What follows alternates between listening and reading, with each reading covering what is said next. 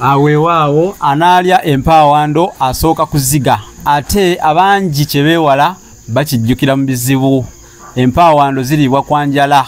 Ssemukulu akusoose kibiri ky'abato ba leero tebaasoboke.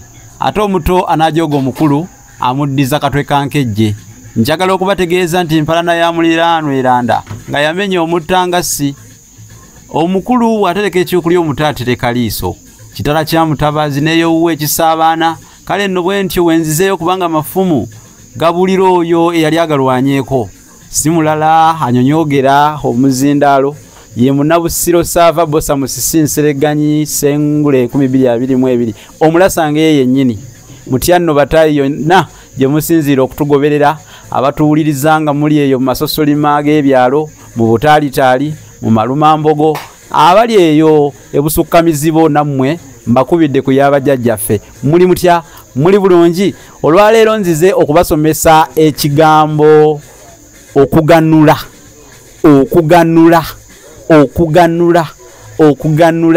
kyekigambo kyenzize okubasomesa. Okuganula kyeki era kitegeeza ki, makulu ki agakirimu era kigendererwa ki agali mu kigambo ekyo.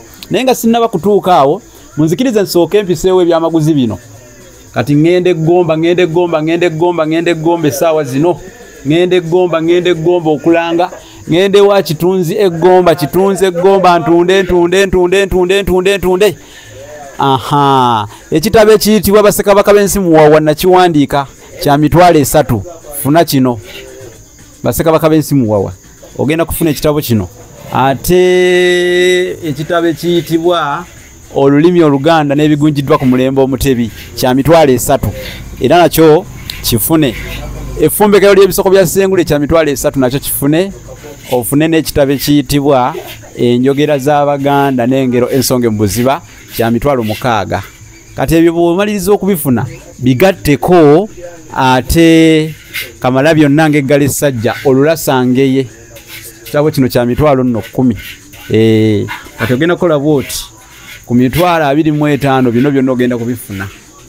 Bino byonna ku mitwalo 25 byonna ogenda kubifuna. Otambule n'okumanya eyo yonna gy'osinziira ate era osomesa abaana baffe n'abantu bamanye ebintu ebingi ennyo.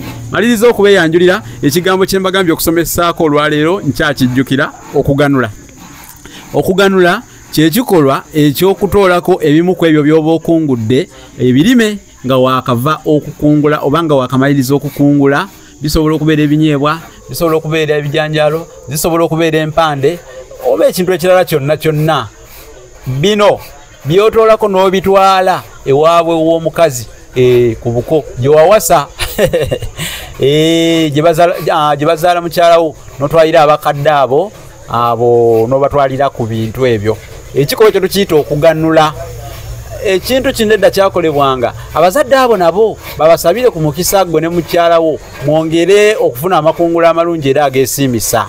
Mubeerenga be musimba ne mulima ebintu mubaza nnyo mufuuke bannamukono. Namukono yoyo abaza ennyo emmere oba nammere. Kuliko n'olugero olugamba nti ajja erya nammere teyeeganya bagenyi kubanga ate abagenyi aba alina ebyokubaliisa munnange. Eryogerwako eriggibwa libeera jjembe. Ejjembe lifunyisa emmere ng'olirina emmere eba teggwa waka. Obeera namukono obeera nammere n'olwekyo oba teweeganya bagenyi kubanga bajja olina ebyokubawa oba olina ebyokubaliisa. Tegedde ensonga eyo.